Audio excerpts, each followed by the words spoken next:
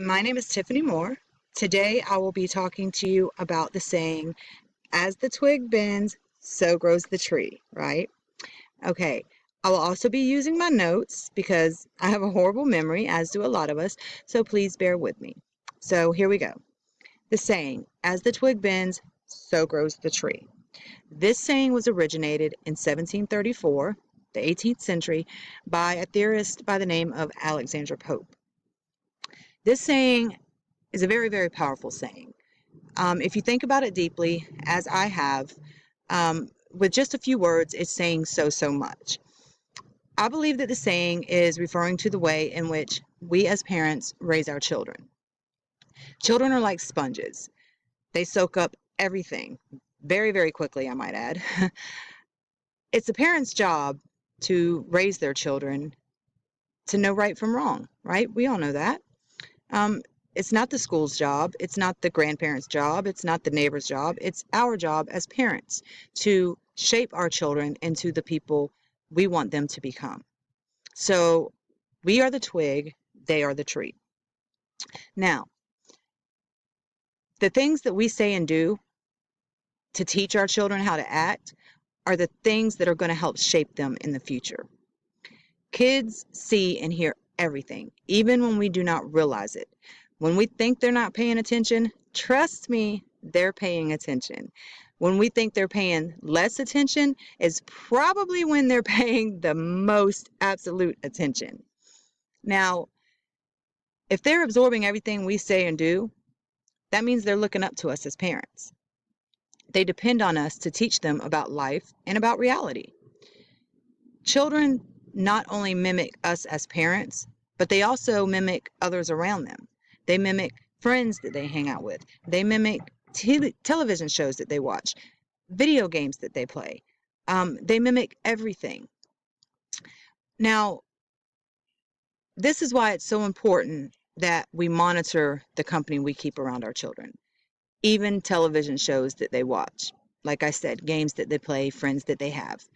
Um, It's up to us to teach our children about the consequences of their actions in life.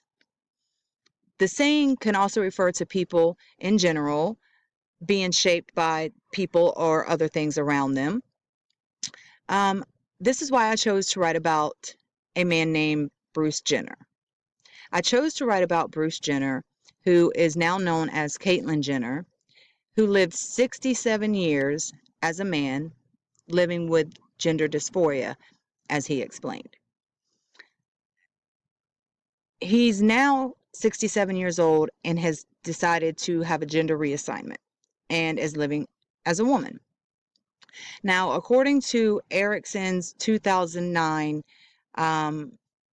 lecture about the 8 stages of lifespan psychosocial developmental stages, Jenner was in the 8th stage of her lifespan. The stage is This is what Erickson referred to as the integrity versus despair stage, or old age. We all know old age, the one age that we dread, right? So at the age of 67, Jenner decided to have this gender reassignment and live his life as a woman. Also in this stage, Erickson describes how people tend to start reviewing life. They tend to start looking back on life, or also what he called mirroring. I think that people at this age are usually past the midlife crisis, but this could possibly be one of the reasons why Jenner decided to make such a drastic life change. There are several reasons that could have. However, Jenner has never really fully explained exactly why he chose to do this. Now, in this stage, Erickson also suggests that this is when most people get their wisdom. As I always say, the older, the wiser. The fact that Jenner had prior thoughts of being a woman and had also dressed in women's clothing as a child, and also while being married to his wife, could have all fueled his need or his want to be a woman. Caitlyn had 5 daughters with whom she lived with on a daily basis. And it's possible that his daughters, who would be known as the Twig, were always wearing makeup, dressing up in pretty clothes, being girly as girls do. And maybe this caused Jenner, who would be referred to as the tree in this situation, to grow more obsessed with his inner feelings of being a woman. The saying is centered around the idea that any early influences that develop early in life could influence who you become later in life. The experiences people go through can shape how they act or who they become later on. How this applies to lifespan development is simply because in our earlier periods in life, we are still growing. We are always still growing.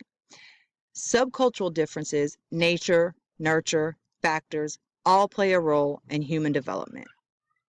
The fact that Jenner chose to do this at such a late stage in his life could be due to the fact that he was looking back on his life, as Erikson suggested. He was reviewing his life, as Erikson suggested, and just decided that it was his time. It was his time to become who he had always wanted to be, who he had always felt he truly was. So, with that being said, lifespan development is always about growing. Everything that we've learned in this class refers to how one acts and what makes us act that way.